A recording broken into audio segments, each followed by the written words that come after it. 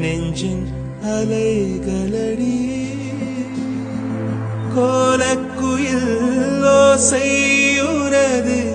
குரலின் இனிமையடி வாழை குமரியடி கண்ணம்மா மறுவ காதல் கொண்டே சாத்திரம் பேசுகிறாய் கண்ணம்மா சாத்திரம் ஏது கடி ஆத்திரம் கொண்டவர்க்கே கண்ணம்மா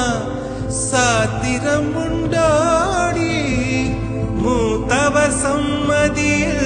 வதுவை முறைகள் பின்பு செய்வோம்